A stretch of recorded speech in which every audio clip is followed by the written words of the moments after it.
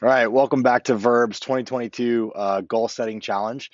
And this is the week. We're going to set some plans and make some stuff happen. So, as a quick review, thus far we have done a after action review, look back at the year, what worked, what didn't, and what we need to change for this year coming up. And we've also set a desired end state and commander's intent for the year.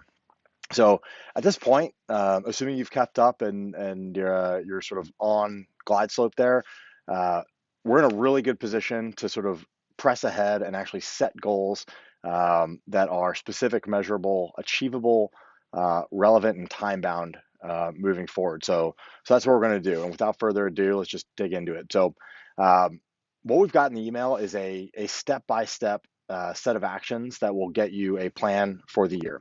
So step one is pull up the list of goals that you've already worked on in previous weeks and tweak them as required. So this should be your second, third, fourth look at them, and take a look at those goals. And no kidding, make sure that they're very specific. They are measurable. Attach numbers to those goals. Make sure that you can achieve them and that they're relevant to your overall mission for the year and in life. Um, from there, uh, write down why that goal matters to you for each of those goals. So take a piece of paper, write down the goal, and then write down why that matters to you. Studies show that if you can, no kidding, articulate to yourself why this goal matters and why it is helpful to you or will be helpful to you in becoming the person that you ultimately want to become, you have more opportunity or chance, I should say, to actually achieve that goal. Next, really think of the resources, help, mentorship, assistance, you name it, that are going to help you achieve your goal, and write those things down. That includes supporting actions, supporting tasks, things that you need to do to get there. This is not meant to bog you down. This is not meant to be an exhaustive list. It's just the low hanging fruit. What are the things that I need to do to make this happen? For example, I want to become I want to ride a triathlon. One of the things that I need to get done is I need to buy a bike. Maybe that's a crappy example, but that's an example.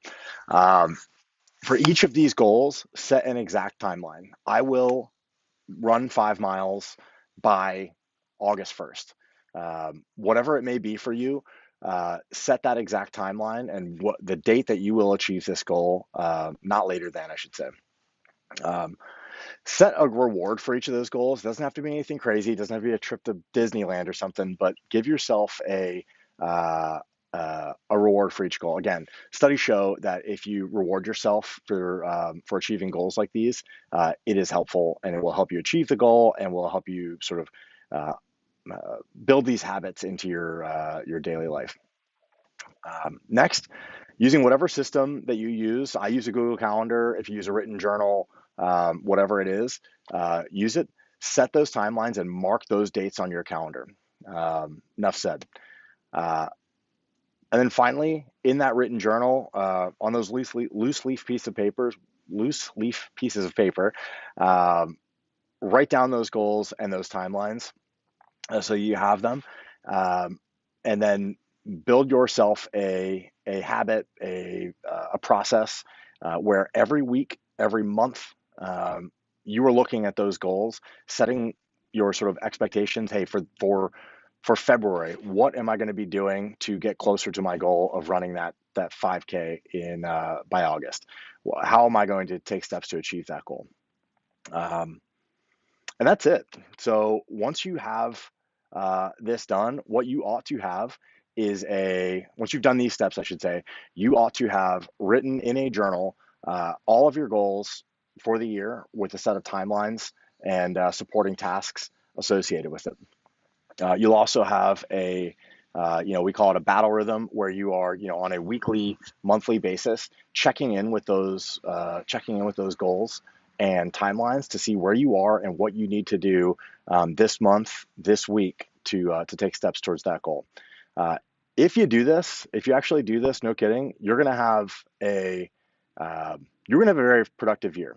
Um, if you don't, if you miss a week, whatever it is, uh, don't don't lose faith. Don't give up. just pick up where you left off and get right back to it. The final piece of advice I've got for you is, shoot to set somewhere between, 4 and 8 goals for the year. They all don't have to be, massive life-changing goals, but any less than 4, you're shortchanging yourself. Any more than, call it 10, and you're probably setting yourself up for a bad time. So, next week we're going to go through a summary, break down every aspect of this again, and set yourself up. But again, I'd give yourself about call it the week to get this done. And uh, if you've got questions in the meantime, drop us a line at verblabs.com. But again, get after it. Take the time to do this, and you won't regret it. See you next week.